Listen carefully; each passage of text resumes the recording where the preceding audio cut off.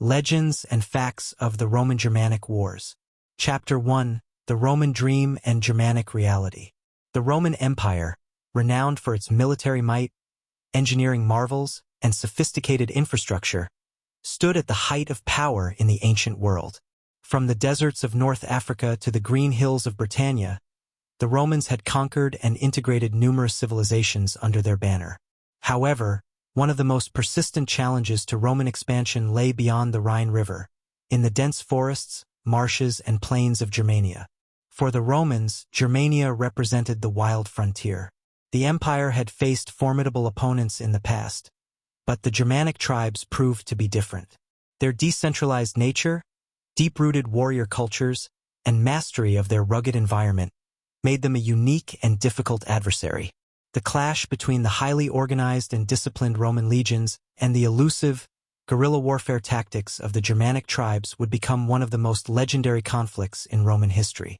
The legends surrounding these wars are as significant as the historical facts themselves, and the stories of bravery, betrayal, and resistance against Rome continue to shape our understanding of the ancient world. Chapter 2. The Roman Vision: Conquest Beyond the Rhine. Rome's ambition to expand beyond the Rhine and conquer Germania was a goal that predated Augustus's reign.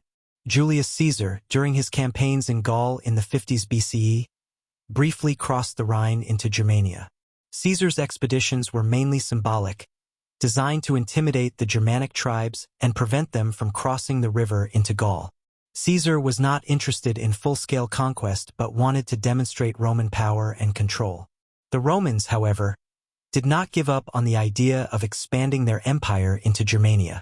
Under Augustus, the Roman Empire began taking more serious steps to conquer the Germanic lands. Generals such as Drusus and Tiberius, Augustus's stepsons, led military campaigns across the Rhine in the early 1st century BCE, securing Roman outposts and establishing a Roman presence in the region. The Romans built roads and forts to help secure their control and provide a logistical advantage for further military expansion. But the reality of conquering Germania was far more difficult than Rome had anticipated. The Germanic tribes, though not united under a single leader, fought fiercely to maintain their independence. For every Roman victory, there was an equal amount of fierce resistance. Rome's early achievements in the region were limited, and the dream of fully subjugating the Germanic lands began to seem increasingly unrealistic. Chapter 3. Arminius and the Battle of Teutoburg Forest. The Hero's Legend.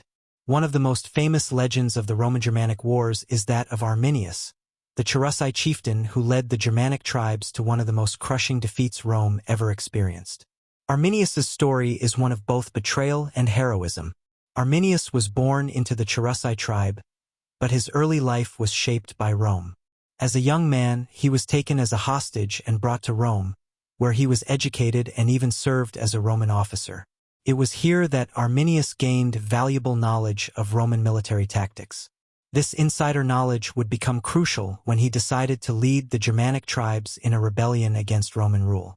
Though he initially served Rome, Arminius was deeply loyal to his people and was determined to rid his homeland of Roman influence. In 9 CE, he orchestrated a brilliant plan to ambush the Roman legions led by General Publius Quinctilius Varus. Arminius convinced Varus that the Germanic tribes were divided and that they could easily be subdued. Varus, trusting Arminius as a guide, marched his 3 legions, the 17th, 18th, and 19th, deep into the Teutoburg forest, a dense and unfamiliar terrain. It was here that Arminius led his forces into a devastating trap. The dense forest, with its treacherous paths and poor visibility, allowed the Germanic warriors to strike without warning, using their intimate knowledge of the land to their advantage. The Roman legions, trained for open-field battles and traditional formations, were helpless in the dense forest. The Germanic tribes attacked with speed, precision, and ferocity, overwhelming the Romans. The battle lasted several days, and by the end, over 20,000 Roman soldiers were killed, and the legions were completely destroyed. The Roman loss at Teutoburg Forest was a shock of unprecedented proportions. 3 legions were annihilated, and Rome's pride was deeply wounded. Arminius, once a Roman officer, became a hero among the Germanic tribes. The defeat was seen as a victory not just for one tribe but for all of Germania. Arminius's leadership and tactical brilliance became the foundation for the legend of the Germanic resistance. Chapter 4: Roman Retaliation, the Campaigns of Germanicus. The defeat at Teutoburg Forest could not be allowed to stand. Emperor Augustus, deeply shaken by the loss, sought to restore Roman pride and avenge the lost legions. He appointed his stepson, Germanicus, a skilled and charismatic general, to lead a campaign of vengeance against the Germanic tribes. Germanicus led several expeditions between 14 and 16 CE, hoping to recover the lost Roman standards and restore Roman authority.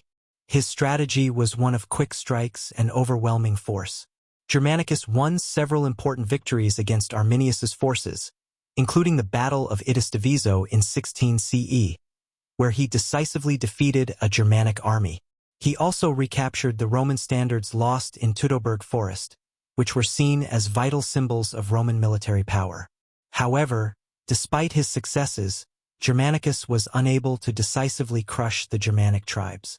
The Germanic forces, though fragmented, continued to resist, using the same guerrilla tactics that had worked so effectively in the previous battle. The Romans, despite their superior organization and equipment, found themselves struggling to maintain control in the forests of Germania. Germanicus's campaigns, while successful in some respects, ultimately highlighted the limitations of Roman power in the region. The Roman legions, though victorious in several battles, were unable to establish long-term control over Germania, and the empire had to accept that its ambitions in the north would have to be curtailed. However, despite his successes, Germanicus was unable to decisively crush the Germanic tribes.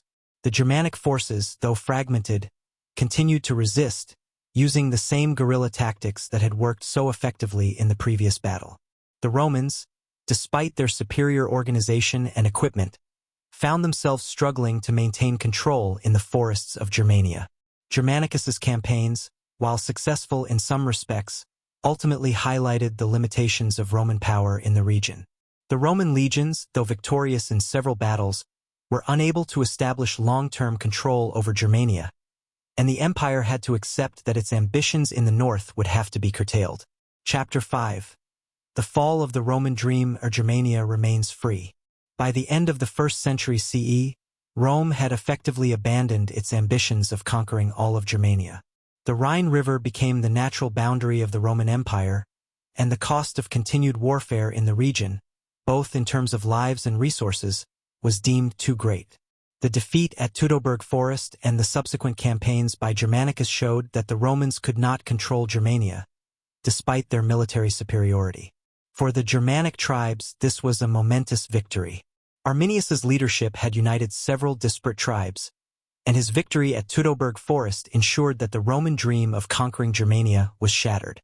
While the tribes were not permanently united, the memory of their resistance against Rome became a powerful symbol of Germanic pride and independence. Arminius's legend would endure for centuries as a symbol of freedom and resistance against foreign domination. Chapter 6: The Legacy of the Roman-Germanic Wars. The Roman-Germanic Wars, though marked by fierce battles and epic struggles, ultimately proved that the might of Rome was not invincible. The legend of Arminius and the Germanic tribes' victory at Teutoburg Forest became a cornerstone of Germanic culture, representing a proud stand against Roman imperialism. The Roman failure to conquer Germania was one of the few instances in history where a rising empire's ambitions were thwarted by the resolute spirit of its enemies. The wars also had a lasting impact on Rome. The inability to conquer Germania meant that the Rhine became the empire's northern boundary. This marked a shift in Roman imperialism, and while Rome would continue to thrive for centuries, the dream of expanding into northern Europe was never realized. The Roman failure in Germania would also come to play a role in the eventual collapse of the Western Roman Empire. The Germanic tribes, though fragmented, would play a pivotal role in Rome's decline, with tribes such as the Visigoths, Vandals, and Ostrogoths contributing to the eventual fall of Rome in the 5th century CE. The legends and facts of the Roman-Germanic Wars tell the story of two civilizations, one bent on expansion and the other determined to preserve its freedom. The clash of these forces, marked by brilliant tactics and hard-fought battles, shaped the future of Europe for centuries to come. The bravery of the Germanic tribes, particularly in their legendary victory at Teutoburg Forest, left an indelible mark on history, one that still echoes today.